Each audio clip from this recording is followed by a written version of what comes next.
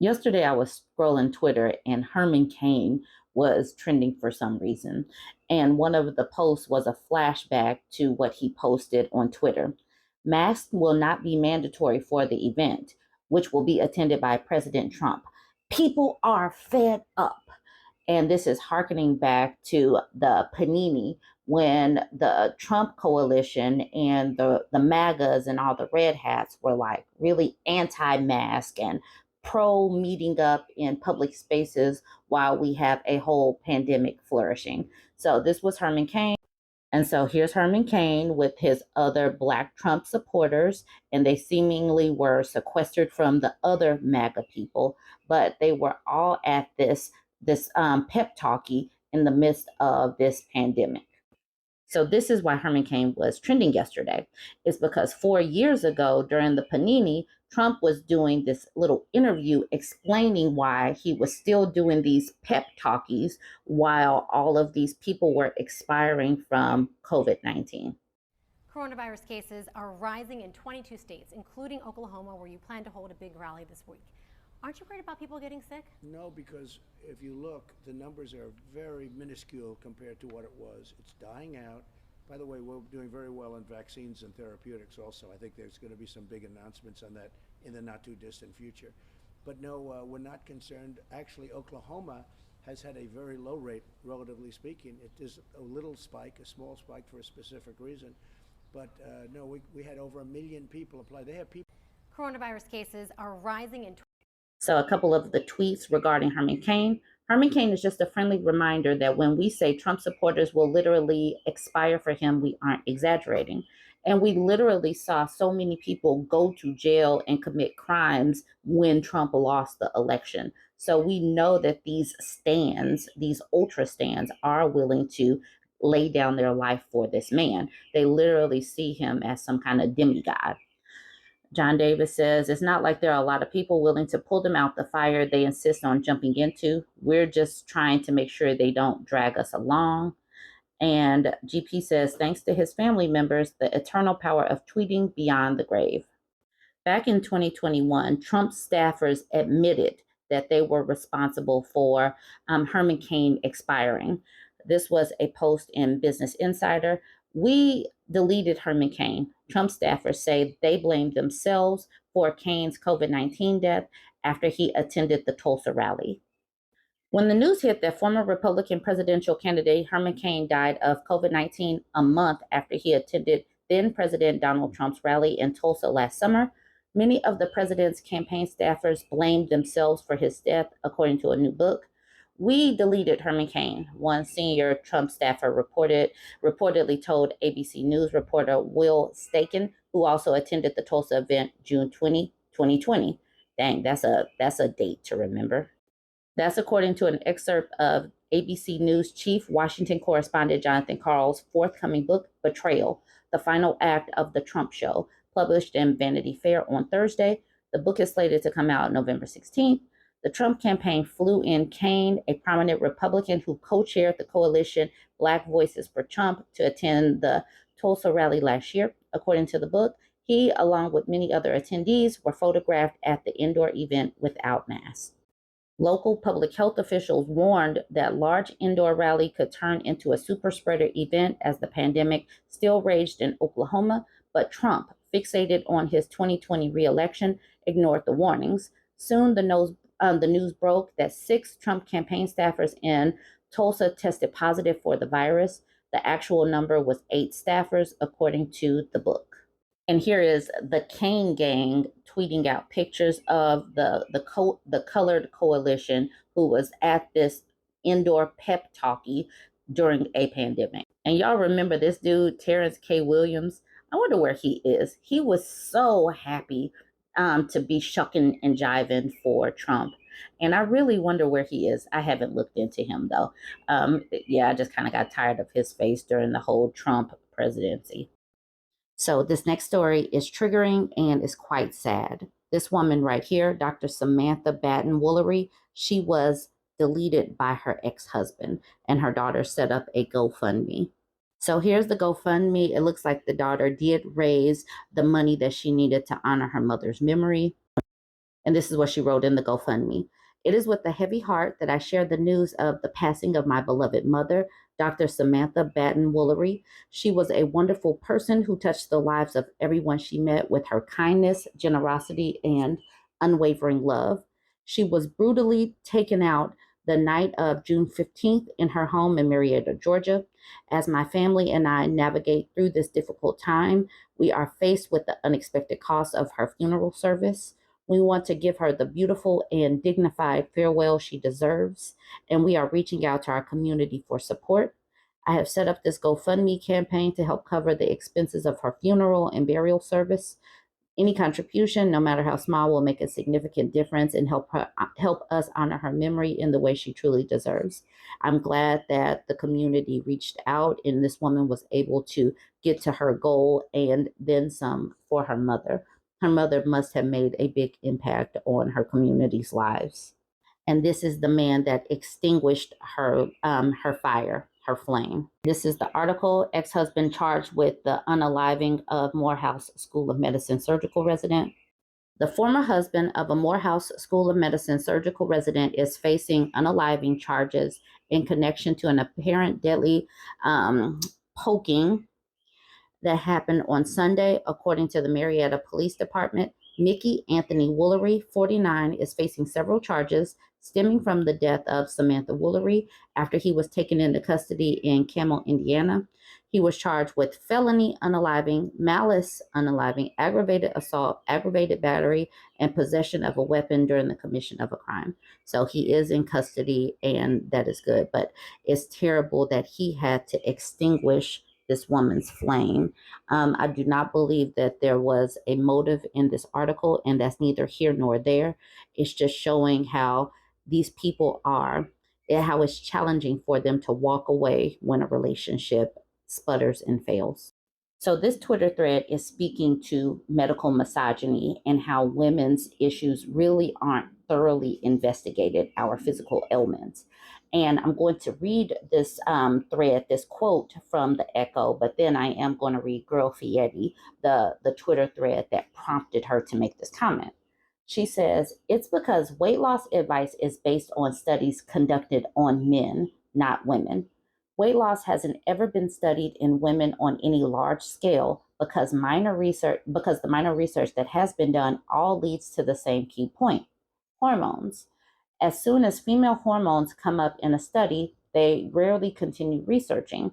It's deemed too complicated and expensive, so they ignore it and throw male oriented advice at women, knowing full well that it doesn't work on them. Science knows little about female bodies. This isn't controversial to say, nor is it a theory. This is very widely known and accurate. No one wants to actually fund research on female bodies. The research is deemed done because it's been done on men. And, to no surprise, women are not just smaller statured men. We really aren't. Our bodies go through so many changes, and men's bodies do not go through nearly the same amount of changes and cycles as women do. And so the medical sexism prevents them from actually doing these studies on women. Pilar makes two comments. She says, number one, hours of sleep makes a huge difference, and I don't think it's exactly the same in men. Number two, I remember telling my dermatologist the changes I experimented depending on the moment of the cycle, and her telling me hormones have nothing to do with it. Yeah, right. And just because your practitioner or service provider is a woman does not mean that she's not actually fully ingrained or fully indoctrinated in the patriarchal system of sexism that ignores women's complaints. Echo says, yep, sleep makes a big difference in women because women produce their hormones while sleeping, and men can produce hormones while sleeping or awake. Your hormones have everything to do with every body system, and it's incredibly odd that a dermatologist would say otherwise. She continues with, the ideal sleep time of 7 to 8 hours was based on studies conducted on men. It wasn't discovered until recently that women produce almost all of their hormones while sleeping, unlike men who also produce hormones while awake. For women, that process takes 9 to 10 hours. Jesus, I get considerably less than that. But the thing is, we women know that we have so many things to do. So we prioritize getting some sleep and then, I mean, just enough sleep to be able to get up and go. She continues with, if a woman is getting less than 9 to 10 hours of sleep, her body very literally does not function. You don't produce enough hormones, your fertility suffers, your thyroid slows, and you suffer adrenal fatigue. You're not lazy for being tired, you're just not a man. Go to bed. Now to the girl Fieri thread that prompted that post. She says, I'm so sick of reading these just eat less and move more. It's free takes. Listen, I'm 37. In the last 8 months, I ran 2 half marathons. I'm up at 5 a.m. 5 days a week to run and lift for an hour before my kids wake up because it's the only time I have. I cook at home daily. So she's doing the things that they say to do: move more, eat less, cook at home, don't eat fast food, and she still can't get the weight off. And other people are in the comment section, completely understanding. Rachel says, dude, me too. Over 4 years, I quit everything I liked except for my espresso. I only eat one meal a day. I walk daily. Even on one meal, no carbs for 6 months, still fat. Thanks for letting me know I'm not alone. And honestly, though, the whole one meal a day is probably not that great for us because your body will just hold on to all of that instead of splitting it up and knowing that your body will have the opportunity to get more food. So your body holds on to that. It is not that great for us to eat simply one meal a day, especially if you're doing it thinking that you're going to lose the weight. It's just making your body hold on to it. And if it's not working for you, you probably should change that. Geraldine says, believe me, you're not alone. I ate less and I was shocked. I gained 30 pounds in 3 months. How? Why? I'm not even hungry. No sweets and very little carbs. Even my doc is at a loss for words and we cook at home. Yeah, I don't know what to say about that, but maybe restricting too much is what is the problem with that lady. This problem says your problem is eating one meal a day. It slows your metabolism. Okay, yeah, that's what I was thinking too. You don't want to get your body used to that because it's like, I know she's only going to eat once. I'm going to be in survival mode and hold on to everything just in case. Your body is holding on to everything for it, just in case. Patrick Starr says, eat less, fatty. Twitter is a wild place. Boo Boo Biscuit says, I eat one meal a day. Granted, it looks like feeding time at the zoo. Like I said, Twitter is a wild place. And like I said, these other people, like I suck at being a, I don't know what that is, but she says, I gave up my evening glass of wine, stopped having a snack after dinner, unless it was a pickle or a glass of sugar-free Metamucil. I walk 6 miles a day now. I've noticed no different. I'm just less happy. The things that women have to give up and do just to, I don't know. It's like we have so much stress on us to look a certain way that we literally like try to suck all of the pleasures out of life to conform to these standards. And it is quite sad. Now I want to come over here to Brianna. She says, I see exactly what you're doing here that's leading to stagnation. You are spinning your wheels. Do you want input or are you just venting? So she asked that question. I know it might come across as snarky to some, but she really wants to know if you want input. And this is important because sometimes people are just saying things and they're not looking for an opinion. And sometimes people are looking for some help. So it is a good thing that she asked. But Amy took it as being snarky. She says, and you're running your mouth. Has that led to more people wanting to hear what you have to say? And Brianna was like, are you okay? But Amanda says, her life sounds like mine. What's the solution? Brianna says, I'd recommend stopping running. It's likely increasing her appetite, causing her to eat twice as much as she's burning.